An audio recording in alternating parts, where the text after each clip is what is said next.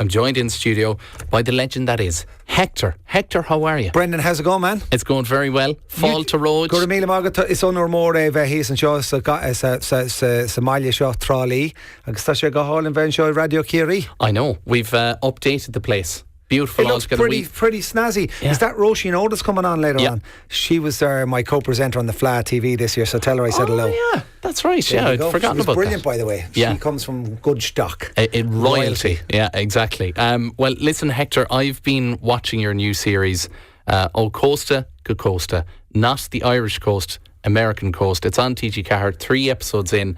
I've just finished. I put my hand up during my very long coffee break today. I finished episode 3. That was Mississippi, and I'm still almost in shock at what I saw, because it's an hour long each episode, and you get a real good varied spectrum of the entire situation that is in deep South America. And you've been to Georgia, Alabama, Mississippi, and it's amazing the characters that you come across.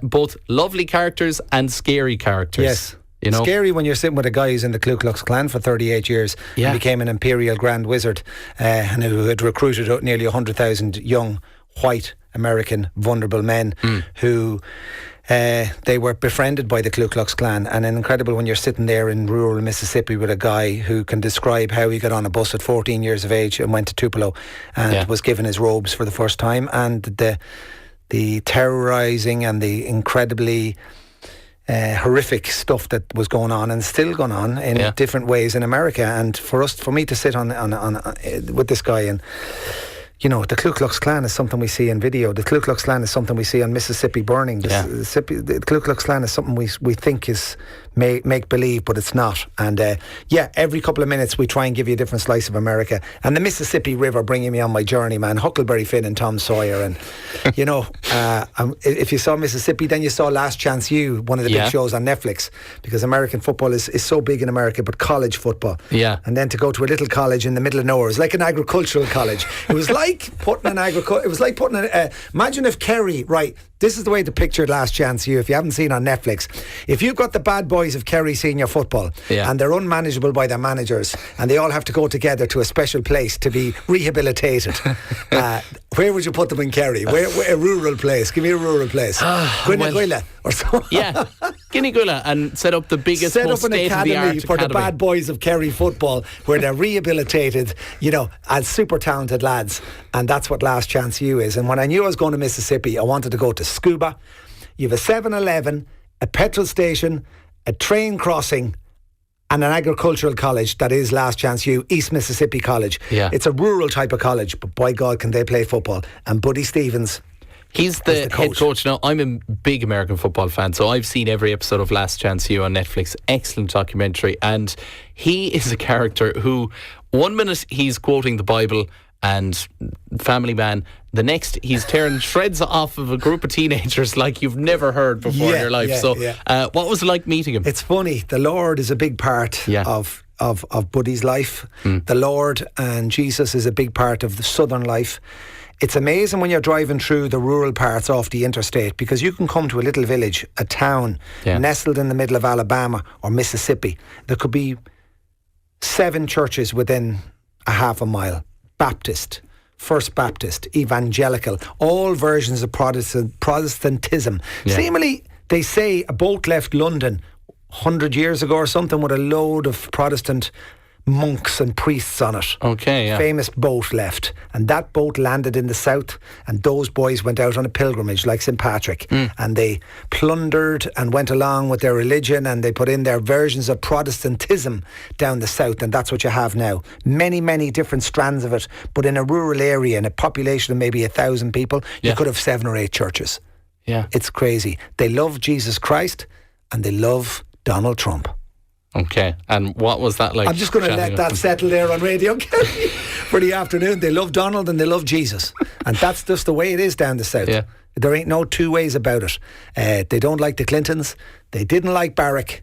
And they certainly love Donald Trump. Yeah. And as we go deeper in the show, I try and prize a little bit more out of people, trying to find out more how really things are and why are they like this. And it is a million miles from New York City and a million miles from Malibu and California. Nobody cares about the Kardashians down south. They care about their guns, they care about their fishing rods, they care about their pickup truck, and they care about hunting. Yeah.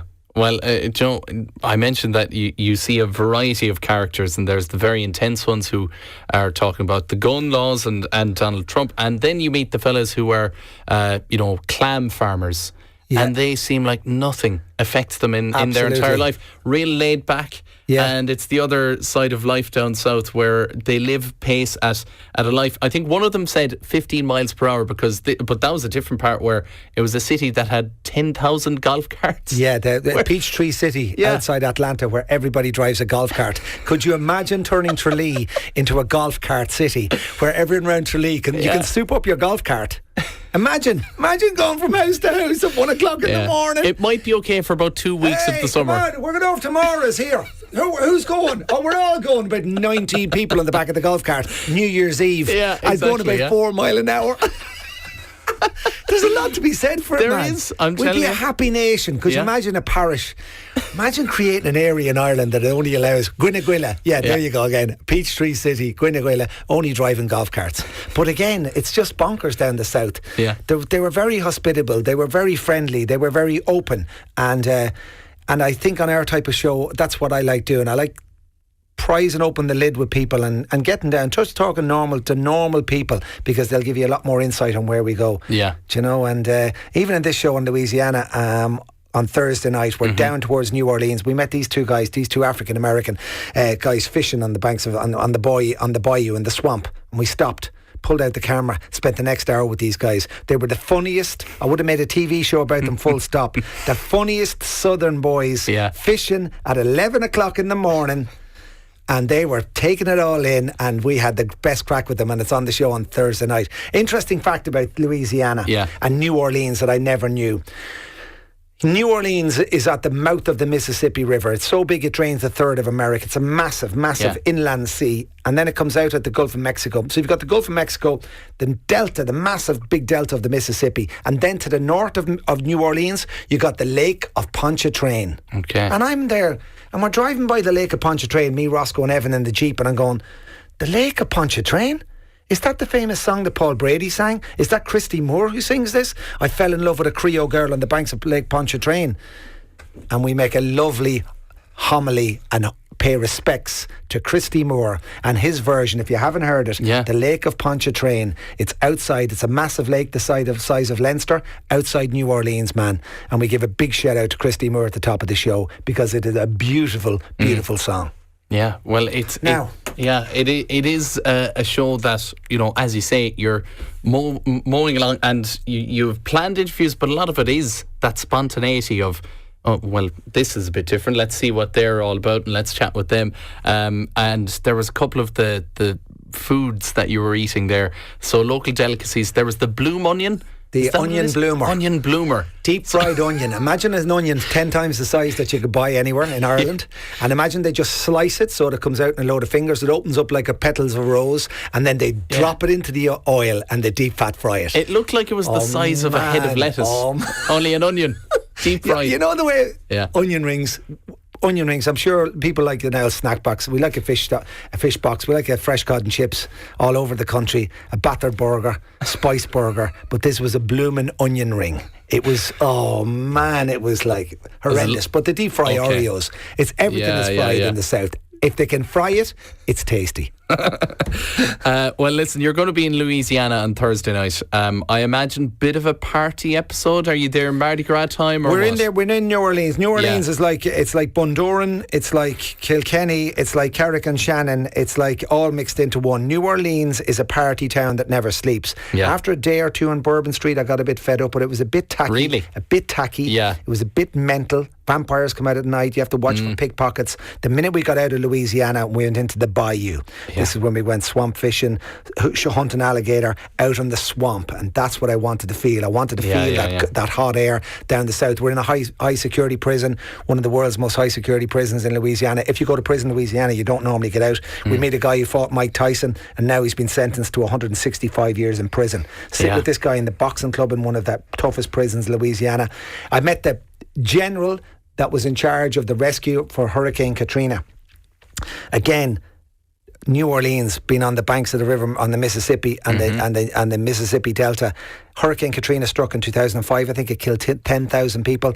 This was the general who deployed 55,000 armed forces into New Orleans to try and save people, and to sit with this guy and talk about the devastation of what weather can do. And we're talking storms and typhoons and twisters and everything that happens down the south. Yeah. The south, if you talk about the south, you have to talk about weather. And we're fixated about weather in Ireland. But by God, man, when you hear about weather down the south, it's incredible. It's a matter of life and death. As a radio station, you would be interrupting people's lives saying, anybody who's travelling up Mackenzie Street, get off that street now because the hurricane's going to hit it. Like, it's incredible the way they deal with weather in the south. Okay, well, look, we look forward to seeing it, and it is genuinely one of the best bits of TV I've seen in a long while. I think it's phenomenal from start to finish, all that I've seen of it. I've picked 2 songs, right, and well, I couldn't pick more than 2 because we don't have that much, right, time. But one of them is Sweet Home Alabama. Absolutely, what a tune. Or Midnight Train to Georgia. Sweet Home Alabama, all right, man. Hector, let it rock. It's been a pleasure. Masmora Gulamakadi on Radio Kerry Posse. And before you go, actually, I believe, are you involved in some sort of event in the Burn?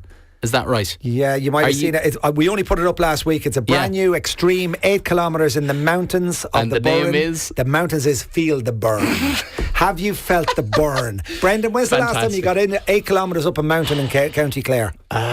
Never, actually. Listen, check it out, feeltheburn.ie. It's a brand new, incredible, in spectacular scenery in a beautiful part of the world. Feeltheburn.ie. I'm involved, man. I'll be running it. It's on the end of January. The first one's called Ice. So we'll see you all at Feel the Burn. All right. Well, Hector, thank you very much.